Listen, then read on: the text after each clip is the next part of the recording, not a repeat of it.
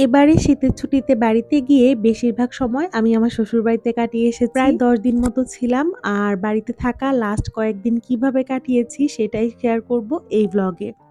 আসসালামু আলাইকুম। কি অবস্থা সবার? আশা করি সবাই অনেক ভালো আছেন। এই তো নতুন আরেকটি ভ্লগ নিয়ে চলে এসেছি। বাড়িতে এসেছি বেশ অনেকদিন হয়ে গেল, কিন্তু আসলে ১ম কয়দিন ঠিকমতো ভ্লগ বানাতে পারলেও লাস্টের কিছুদিন আমি খুবই অলস সময় কাটিয়েছি।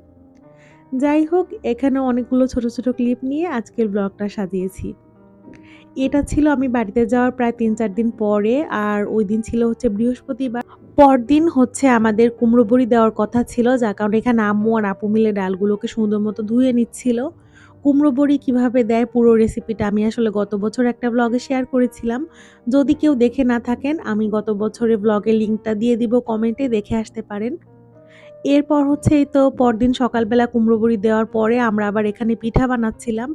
এখানে আপু হচ্ছে আমাকে পিঠাগুলো বানিয়ে দিচ্ছিল আর আমি তেলে ভেজে নিচ্ছিলাম। সেদিন আসলে ১ম এ ভাপা পিঠা বানানোর আয়োজন করা হয়। তবে আরাপ অনেক বেশি এই পিঠাটা পছন্দ করে। ও খেতে যাচ্ছিল বলেই অল্প কিছু পিঠা হচ্ছে বানানো হয়।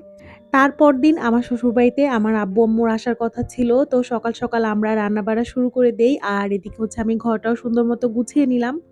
আমার বিয়ের পরে এই নিয়ে 2nd টাইম আমার আব্বু আমার শ্বশুরবাড়িতে আসবে। আর আব্বু দেশে এসেছে প্রায় ১.৫ বছর হয়ে গেছে। এর মধ্যে আর আমার শ্বশুরবাড়িতে আসেনি। আসলে আমরাও বাড়িতে থাকি না, তো সব মিলিয়ে সময় সুযোগ হয়ে উঠছিল না। আমার শাশুড়ি মা সব রান্না করেছিল। শুধু রোস্টের দায়িত্বটা পড়েছিল আমার উপর। তো আমি শুধু রোস্টটা রান্না করেছিলাম ঐদিন। তারপর আম্মু-আব্বু আসার পরে গল্প করতে, করতে কোন দিক দিয়ে যে সন্ধ্যা হয়ে গেছে আমি তো ভ্লগ করার কথা একদম ভুলে গেছিলাম। আর এটা হচ্ছে তার পরদিন সকালবেলা। আগের দিন দুপুরের দিকে হচ্ছে আপু চলে গিয়েছিল আর সন্ধ্যার টাইমে আম্মু-আব্বুও চলে যায়। তো পরদিন সকালবেলা ঘুম থেকে উঠে আমি একটু আহিলকে নিয়ে হাঁটতে বের হয়েছি। এখানে আহিল বলছিল যে ওর পায়ে ব্যথা করছে। যাই হোক, হাঁটাহাঁটি করতে, করতে পরে হচ্ছে রত্নাপু ডাক দিল যে চা বানিয়েছে, চা খাওয়ার জন্য। রত্নাপুও বাবার বাড়িতে বেড়াতে এসেছে শীতের সময় আসলে। তো যাই হোক, আমরা অনেক, অনেক গল্প করছিলাম। আর চায়ের জন্য কেউ আমাকে দাওয়াত দিলে আমি আসলে একদমই না করতে পারি না। আমার এত বেশি ভালো লাগে। তো অনেকক্ষণ বসে, বসে চা খেলাম, গল্প করলাম। পরে বাড়িতে চলে আসি। এসে দেখে যে এখানে আম্মু লাউ কাটছিল আর সেই সাথে হচ্ছে বলছিল যে দুপুরবেলা কি, কি রান্না করবে। ঐদিন দুপুরে মেনুতে খুবই লাইট খাবার-দাবার ছিল। যেহেতু ঐদিন হচ্ছে আমরা আগের দিন আম্মু-আব্বু এসেছিল, অনেক, অনেক রান্না করা হয়েছিল। তো ঐদিন মনে হচ্ছিল যে সবজি-টবজি এই ধরনের খাবার বেশি খেলে ভালো লাগবে। তো এখানে মিষ্টি কুমড়া ভাজি করা হবে আর এখানে হচ্ছে মাছ রান্না করা হবে ফুলকপি আর লাউ দিয়ে। তারপর বাসায় কিছু পিচ্চি, পিচ্চি গেস্টও ছিল। আরাফের বাবার কাজিনরা এসেছিল। তো আমি ওদের জন্য হচ্ছে চা বানাচ্ছিলাম। আর আম্মু দেখা যায় যে দুপুরের দিকে আমি আসলে একটু চা খেতে চায়। মানে ১১টা ১১:৩০ দিকে দেখা যায় আমি আর আম্মু দুজনে মিলে চা খাই।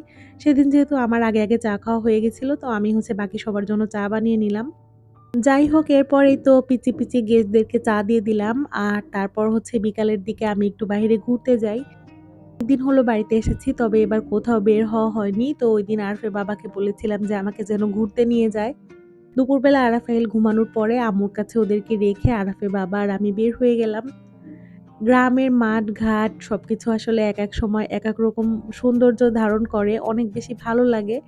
যেমন গরমকালে দেখা যায় যে একরকম হয়, শীতকালে আসলে আরেক রকম হয়। বর্ষাকালে আসলে চারিদিকে শুধু পানি আর পানি থাকে। যদিও এখনো পুরোপুরি শীত আসেনি। একদম শীতের সময় দেখা যায় যে চারদিকে সরিষা ফুলে একদম ভরে থাকে।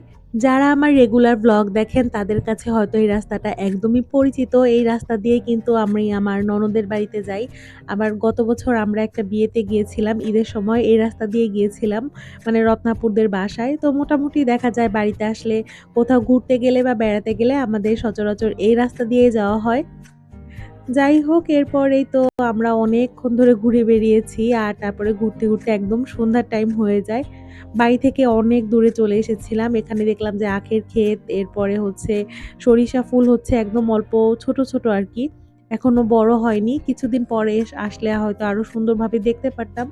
কিন্তু আসলে ডিসেম্বরে দেখা যায় প্রতি বছর একবার করেই বাড়িতে আসা হয়। মানে ডিসেম্বরে শীতের ছুটিতে। তো এরপরে হয়তো আর এই সৌন্দর্যটা ঠিকমতো দেখা হবে না। যাই হোক, এরপরেই তো বাড়ির দিকে ফিরে যাচ্ছিলাম। আর ফেরার সময় একদম সূর্য ডুবে যাচ্ছিল। চারদিকটা দেখতে এত বেশি সুন্দর লাগছিল। হয়তো ক্যামেরাতে ওভাবে বোঝাতে পারবো না, কিন্তু সরাসরি সবকিছু দেখতে আরো অনেক বেশি ভালো লাগছিল। তো এই ছিল এবারে আমার শ্বশুরবাড়িতে কাটানো শীতের ছুটির শেষ দিনগুলো। আর তারপর দিন হচ্ছে আমি আমার বাবার বাড়িতে চলে যাব। তো আজকের মতো এখানেই বিদায় নিচ্ছি। ভালো থাকবেন সবাই। আল্লাহ হাফেজ।